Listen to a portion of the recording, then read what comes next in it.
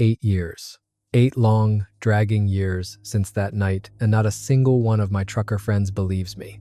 Hell, I wouldn't believe it myself if someone told me this story. But I have to tell it, because what happened out there on the Olympic Peninsula changed everything I thought I knew about what lurks in the deep forests of Washington state.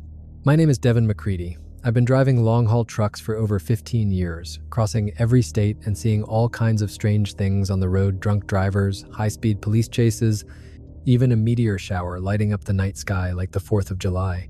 But nothing, and I mean nothing, could have prepared me for what I went through that October night back in 2016. It was a Tuesday when my dispatcher, Rick, called me into his office. Rick had been in the trucking business since CB radios were cutting-edge, tech-gravelly voice, permanent 5 o'clock shadow, and connections deeper than anyone dared to ask about. Rick had a special run for me off the books. I'd done off-the-books runs before. Usually it just meant bypassing a couple of way stations or taking certain back routes to avoid curious inspectors. Nothing seriously illegal, just creative paperwork. But this job was different. Old-growth timber from the Hoh River area out on the Olympic Peninsula. Protected land. Logging there wasn't just illegal, it was federal crime territory. The client was paying triple, cash, only. One night's work, 40 grand in my pocket. That was more money than I made in 6 months running legal freight. I was behind on truck payments.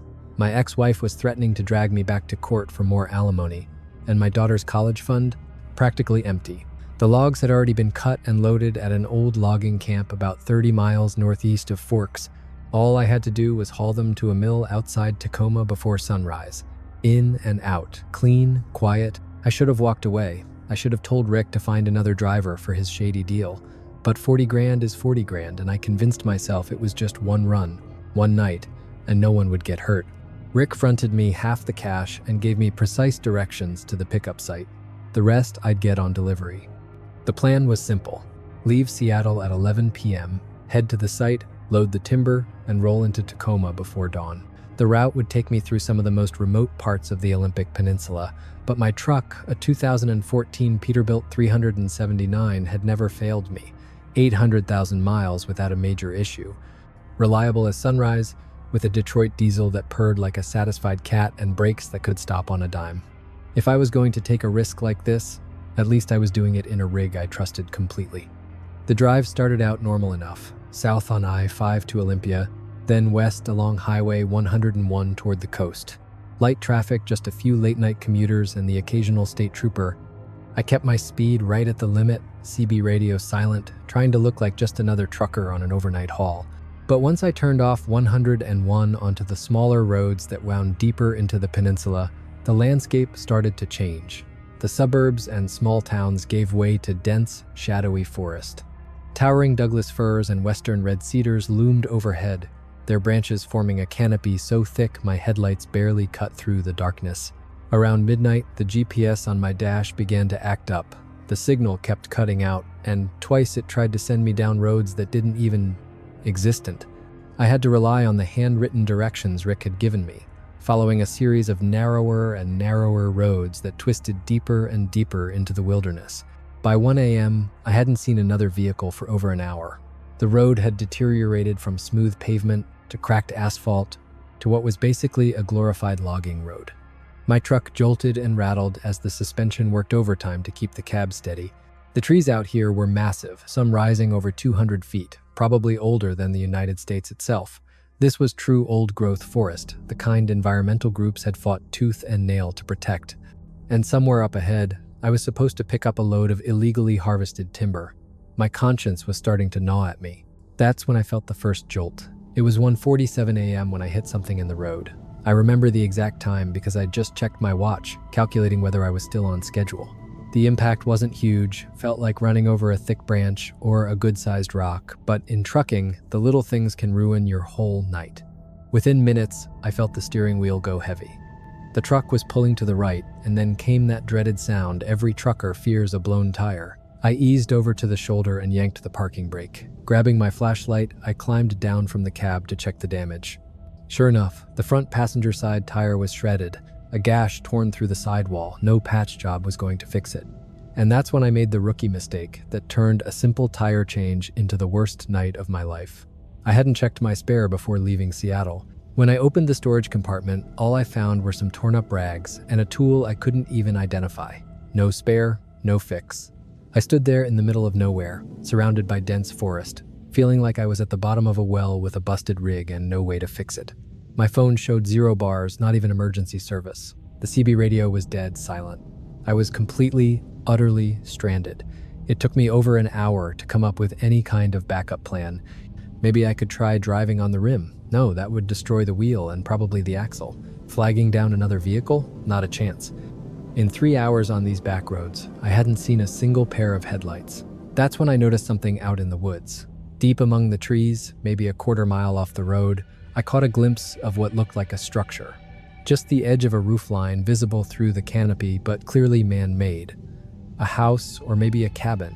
And where there are people, there are tools, maybe even a spare tire. Or at least a working phone. I grabbed my flashlight and started pushing my way through the undergrowth. The forest was thick, littered with fallen logs and tangles of ferns that snagged at my boots. But the promise of help drove me forward. It took me 20 minutes to reach the spot, and what I found wasn't what I expected. 3 buildings stood in a half circle around a small clearing. They looked like old wooden cabins, the kind logging companies threw up as temporary bunkhouses deep in the forest. Only, these weren't temporary. They were solidly built, made to last. What struck me right away was how completely abandoned they were. No lights in the windows, no smoke curling from the chimneys, no signs of recent life. The buildings looked weathered and forgotten, like they'd been left to the elements for years. I called out, explaining that my truck had broken down and I needed help. No answer. Just the whisper of wind through the trees and the distant hoot of an owl.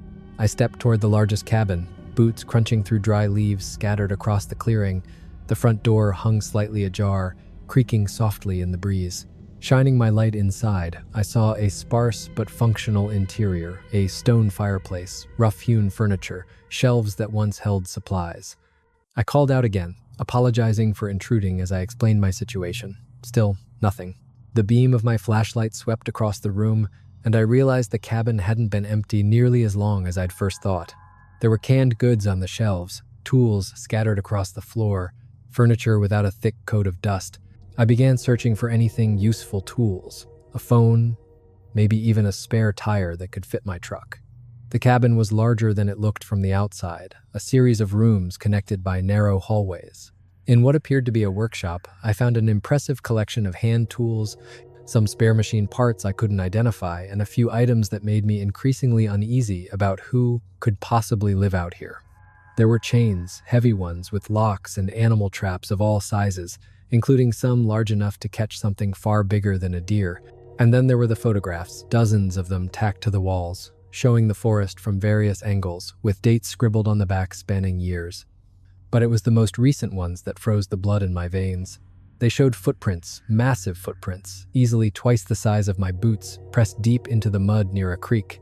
The photos had been taken just 3 days ago. I was still staring at them when I heard the first sound. It started as a low rumble, so faint it was almost below the threshold of hearing.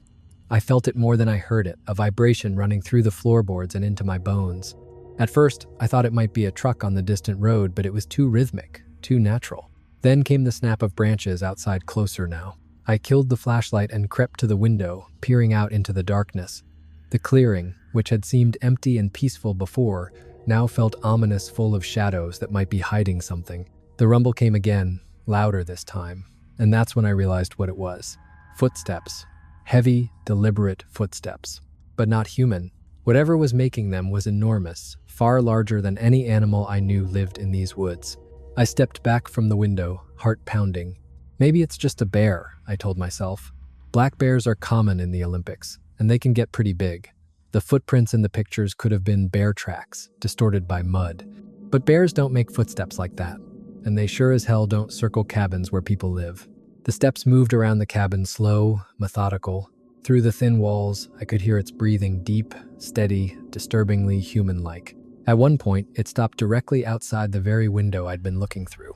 I heard a new sound, a snuffling, like a bloodhound picking up a scent, only deeper, resonant, predatory. I held my breath, making myself as small, as silent as possible. After what felt like an eternity, the footsteps moved away toward the other buildings across the clearing. That was my chance to run. I should have bolted, made a straight shot back to my truck, flat tire be damned. But curiosity and disbelief glued me to the floor. I had to see it. I had to know what was out there. Moving as quietly as I could, I crept back to the window and looked out. The clearing was bathed in moonlight, and what I saw out there will haunt me for the rest of my life. It stood nearly 9 feet tall, covered in black hair that seemed to swallow the moonlight rather than reflect it. Its body was massive, not fat, but powerful, muscles rippling like a heavyweight boxer scaled up to something unnatural. Its arms hung almost to its knees, ending in hands that looked capable of crushing a man's skull without effort. But the face, that's what almost made me faint from shock. It wasn't quite human. It wasn't quite ape. Heavy, primitive features, pronounced brow ridge, jutting jawline. But the eyes, God help me. The eyes were intelligent, watchful, scanning the clearing methodically, memorizing every detail. This wasn't a bear, a moose, or any other animal I could explain. This was a Sasquatch, a living, breathing Bigfoot, and it was less than 50 feet from where I was hiding. It moved with purpose toward the second cabin. I watched as it approached the building, running those massive hands along the walls as though searching for something. Then it stopped at the door, tilted, its head listened, and turned to look directly at the cabin where I stood frozen. Our eyes locked through the window, and I felt something primal and terrifying pass between us, a recognition. It knew I was there, probably from the moment it stepped into the clearing. Those intelligent eyes stared at me for a long moment, and I had the chilling sense it was deciding what to do with me. Then, it made its decision to investigate further. The creature started toward my cabin with slow, deliberate steps, and I knew I had only seconds before it reached the door. Behind the cabin lay nothing but dense forest. In a split-second decision that may have saved my life, I jumped. I bolted through the back door and into the darkness, my flashlight jerking wildly as I stumbled over fallen logs and crashed through the underbrush. Behind me, I heard the front door of the cabin being ripped off, not opened, ripped clean off, splintering with a crack that echoed through the trees. Then came the roar. It wasn't like anything I'd ever heard before, a mix of a human scream and an animal's growl, and it was utterly horrifying. It was the sound of something huge, powerful, and very, very angry. The chase was on. Running through thick forest at night while being hunted by something that knows the terrain better than you, I wouldn't recommend it. Every step was a gamble. A root could trip me. A low branch could knock me cold. A hidden ravine could snap my neck. But the only alternative was letting that thing catch me. And based on the sounds it made crashing through the woods behind me, I didn't want to know what would happen next. My flashlight died after about 10 minutes, leaving me stumbling blindly through the dark, guided only by slivers of moonlight filtering through the canopy. The creature behind me didn't seem to have any trouble navigating. I could hear its heavy footfalls pounding the ground, feel the vibrations under my boots, and its breathing was getting closer. I stuck to the game trail, praying it would be enough. I tried to follow where I thought the trail might lead, heading downhill in the direction I hoped would take me to a road. But the Olympic Peninsula forest is a maze of ravines, fallen trees, and thick undergrowth enough to turn a straight line into a twisting nightmare. At times, I thought I was losing my mind. I had been running for about an hour when the sounds of pursuit finally began to fade. I stopped to catch my breath behind the massive trunk of a fallen cedar, my lungs burning and my legs trembling with exhaustion. That's when I heard it again, sniffing closer than I'd imagined. The creature was tracking me by scent, following my trail through the woods as easily as if it were a marked path. I could hear it moving methodically through the underbrush, pausing every so often to draw in the air. I forced myself to keep moving, but my strength was fading. I'd been running for hours, and the adrenaline that had carried me this far was starting to wear off. My legs felt like rubber, and I made far more noise than I wanted as I stumbled forward in the darkness. The creature seemed to sense my weakness. Its pursuit grew more aggressive, the crashing sounds behind me coming closer and closer. At one point, I could actually feel the vibrations of its footsteps through the ground as I ran. Panic began to set in. I made poor decisions, wasting energy on routes that led nowhere. When I finally came to the edge of a steep ravine with no way across, I thought it was over. I could hear the creature pushing through the trees behind me, maybe 30 seconds away. That's when I saw the light. Far below, at the base of the ravine, faint headlights glimmered against pavement. A road, not the logging road where I'd left my truck, but another road cutting through the forest. I didn't have time to find a safe way down.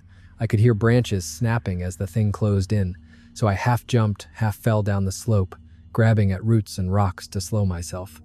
I tumbled hard onto the asphalt, skinning my knees on impact. But I was alive. I was alive, and more importantly, I was now on a surface where a human could outrun an 800-pound predator. I scrambled to my feet and started running down the center line, clinging to the desperate hope that a car might come along. The road was narrow and twisting, cutting through the forest like a scar, but it was flat and clear. Behind me, I could hear the creature crashing down the slope I had just descended. It was having a harder time than I did. Something that massive couldn't handle the steep terrain as easily as a desperate human could. I ran along the road for maybe 10 minutes before I saw headlights sweeping toward me from around a bend, a single car coming fast. I stepped into the middle of the road and began waving my arms, probably looking like a complete maniac. The car was moving faster than the driver realized. As the headlights caught me, I heard the screech of brakes and the high-pitched squeal of tires as the driver jerked the wheel to avoid hitting me. That's when everything went wrong in a way I never could have imagined. The car, a late-model Honda Civic, swerved to avoid me, shot off the road to the right, clipped a tree, and then spun back toward the center of the pavement. The driver overcorrected, and the car skidded sideways across both lanes before slamming into a massive Douglas fir on the opposite side. The impact was brutal. The tree must have been 6 feet in diameter, and the car hit it at maybe 40 miles per hour. The front end crumpled like an accordion, and steam hissed up from beneath the hood. I sprinted toward the wreck, ready to help the driver, when a sound froze me in place. The creature's roar, closer than I ever imagined. It had reached the road and was charging toward us, drawn by the noise of the crash. Of the headlights, I finally saw it clearly, for the first time. 9 feet of dark brown fur, moving with a speed that seemed impossible for something that size. But it wasn't focused on me. It was locked onto the wrecked car, maybe seeing it as a threat, or maybe just curious about the source of the chaos. It barreled toward the vehicle at full speed. What happened next looked like a scene out of a horror movie. The Civic had come to rest with the passenger side crushed against the massive tree. The creature didn't seem to see the obstacle. It slammed into the car at full force, its own momentum driving it forward until it smashed into the tree with a splintering crack I felt in my bones. The impact was so violent it shook leaves from the branches overhead. The creature's enormous body became wedged between the car and the tree. After a moment of twitching, it went completely still. I stood there in the middle of the road, barely able to comprehend what I'd just witnessed. The thing that had hunted me for hours was dead, killed by its own unstoppable momentum in the very accident it had helped cause. But my relief didn't last. A faint moan rose from inside the crushed vehicle. The driver was still alive, injured, but alive. I ran to the car, and through the windshield, splintered with spiderweb cracks, I saw the driver, a young woman, maybe 20, slumped over the wheel, blood trickling from a gash on her forehead. She was unconscious but still breathing, and I didn't see any obvious life-threatening injuries. The door was jammed, but I managed to wrench it open and check her vitals. Pulse steady, breathing normal. The blood was from a shallow cut, probably where her head hit the steering wheel. She might have a concussion, but nothing seemed immediately critical. The creature, on the other hand, was definitely dead. Its massive body was wedged between the vehicle and a tree, its neck bent at an angle that left no room for doubt. In death, it looked even more fearsome, easily 800 pounds of muscle and bone, the same beast that had barreled through the forest like a predator just minutes earlier. I should have stayed with the injured driver, but panic was already clawing at me. I needed help, medical help for her, and, to be honest, I had no clue how to explain what had just happened. Who in their right mind would believe a Sasquatch had chased me through the woods and killed itself in a car crash? So I started running down the road again, leaving the wreck behind.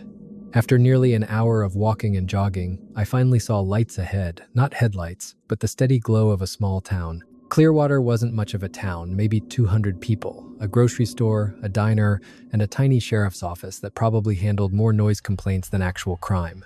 But it had phones, and more importantly, people who could help. I burst into the sheriff's office at 4:30 a.m., looking like I'd just survived a bear attack, which, honestly, wasn't far from the truth. I told the deputy on duty, a young guy who looked like he'd been dozing at his desk, that there'd been an accident about 10 miles north, out on Forest Road 47. A woman was hurt, and there was something else he needed to see. The deputy jotted down the basics and called for an ambulance. Within 15 minutes, we had a small convoy heading out, an ambulance, a fire truck, and the deputy's patrol car, with me riding shotgun and my nerves fraying with every mile. But we never made it to the crash site. About 5 miles out, we hit a roadblock. 2 black SUVs parked across the road, a handful of men in dark suits directing traffic away from the area. The deputy Morrison rolled down his window and started to explain, but one of the men cut him off. There was a federal investigation underway. The road was closed until further notice. Morrison protested, saying we had an injured driver out there who needed medical attention. The man replied coldly that the situation was being handled and ordered us to turn back. There was something about them, about the way they carried themselves, that told me they weren't Forest Service and they weren't FBI either.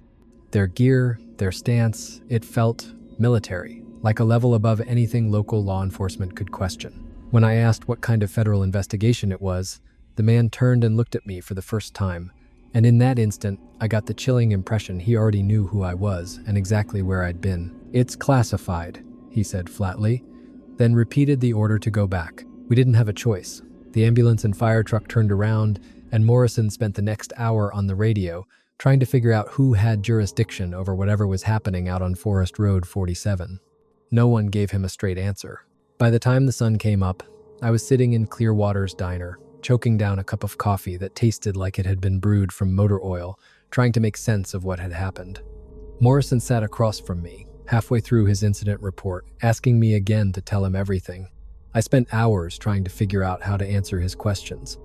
The truth sounded insane, but I couldn't come up with a lie that made any sense of what had happened. I told him I thought it was a bear, a really big bear. The bear had gotten aggressive when I wandered onto its territory. Morrison nodded like that made sense, and I guess it did, if you ignored the details. When he asked about the bear getting pinned between the vehicle and the tree, I confirmed that's exactly what had happened. Morrison finished writing his report, but I could see he wasn't fully buying my story. Too many gaps, too many things that didn't add up. He mentioned that federal agents might want to talk to me since whatever they were investigating out there could tie into my accident. But no federal agents ever came to speak with me. In fact, as the morning went on, it became clear they didn't care about my story at all.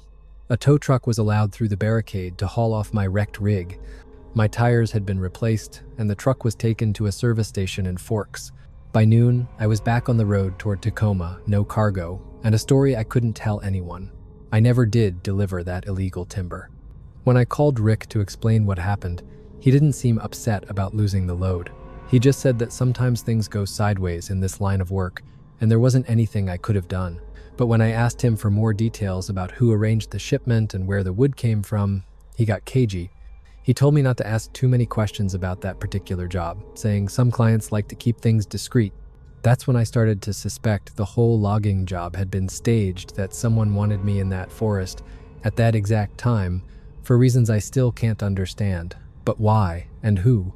I tried digging into the area where it all went down, looking for information about those abandoned cabins and any logging operations that might have worked out there. What I found was frustrating. The land had been owned by a string of shell companies and government agencies, with ownership changing hands frequently over the past few decades. The cabins themselves didn't show up on any official maps or property records. As for the government, they didn't exist. The incident involving the injured driver vanished from the official record too. When I called the state patrol to check on her condition, they said they had no record of any accident on Forest Road 47 that night. According to them, nothing had happened. But I know what I saw. That woman was real, the crash was real, and that creature, God help me, was real too. 8 years later, I'm still driving a truck, still hauling legitimate loads on routes that never take me near the Olympic Peninsula. I've told this story to a few people, close friends, family members, and other truckers who've shared their own strange experiences on the road. None of them believed me. They listened politely, nodded at the right moments, then changed the subject. A few suggested I'd hallucinated the whole thing, too much stress, not enough sleep, maybe even a gas leak in the cab messing with my head. But I know what I lived through that night. I know what chased me through that forest, and I know what died in that crash. I also know that some very powerful people went to great lengths to make sure this incident was never made public. The question that keeps me up at night isn't whether Sasquatch exists. I know it does. The question is why the government is so determined to keep it a secret, and how many others have had their encounters covered up or discredited. Over the years, I've done my own research, digging into other sightings of Sasquatch across the Pacific Northwest. What I found was a pattern: credible witnesses with their stories dismissed, physical evidence disappearing, and government agencies claiming no knowledge of anything unusual. But every so often, I come across someone else with a story like mine, someone who stumbled into something impossible and found themselves up against forces bigger than they imagined. We're out here, those of us who've seen the truth. We know what's hiding in those deep forests, and we know someone or something is working hard to make sure the rest of the world never finds out. I still drive America's highways and back roads, hauling freight from coast to coast, but I'm more careful now about the jobs I take and the routes I choose. I steer clear of the deep woods whenever I can, especially at night, and I never take a load from a client I don't know. Every once in a while, as I pass through some remote stretch of country, I'll catch a glimpse of movement in the tree line. Just shadows. Just a hint of something massive, walking on two legs. But I don't stop to investigate. I don't slow down. I keep my spare tires in good shape, my cell phone fully charged, and my CB radio tuned to the right channel just in case. Emergency channel. And when other truckers share their stories of strange encounters on lonely highways, I listen without judgment, because I know a truth most people aren't ready to accept. We're not alone out here. There are things living in the wild places of America, creatures science hasn't cataloged and the government doesn't want us to know about. I saw one of them die that night on Forest Road 47, crushed between a Honda Civic and a Douglas fir. But I also know there are others moving through the forests and mountains, staying out of sight of the human world that has invaded their territory. And sometimes, late at night, when I'm driving through country so remote my headlights are the only light for miles, I wonder if one of them is watching me go by, remembering the man who saw their secret and lived to tell about it. The road goes on, and the mysteries remain. But I'll keep driving, keep hauling loads, and keep watching for signs of things that officially don't exist. Because 8 years ago, I learned the world is bigger and stranger than most people can imagine. And once you've seen the impossible, you can never look at the blank spaces on the map the same way again. That's my story. Believe it or not, I've learned not to care what people think. But if you're ever driving through the deep forests of the Pacific Northwest and you see something that shouldn't exist, remember what I told you. And whatever you do, don't stop to investigate. Just keep driving and hope it doesn't decide to follow you home. If you want more stories like this, stick around.